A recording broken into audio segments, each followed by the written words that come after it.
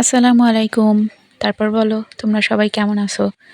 এবার বলো তোমাদের এলাকায় আজকে কি সূর্যের মুখ দেখা গেছে? আমাদের এখানে অবশ্য কয়েকদিন থেকে রোদ উঠতেছে, তবে আজকে সূর্য খুব কম তাপ দিচ্ছে আর কি। যা হোক, সূর্য উঠুক বা নাই উঠুক, গোসল তো করতেই হবে। গোসল ছাড়া কোনো মাফ নাই। আর গোসলের পর ভাই রে ভাই এক গাদা কাপড়। প্রতিদিন একটা চাকরি থাকে। একবার শুকনা কাপড় তোলো, ওগুলো তুলে রেখে আবার ভেজা কাপড় মেলো। তার সাথে সুন্দর করে অ্যাড হয় সোয়েটার ধোয়া। লোকলজ্জার ভয়ে বলতে পারি না আমার কোনো কাজ করতে ভাল লাগে না, কিন্তু আমার কাপড় ধুইতে খুব ভাল লাগে। ওই বালতির মধ্যে সার্ফ এক্সেল গুলায় যে একটা সেন্ট আসে না, হেব্বি লাগে।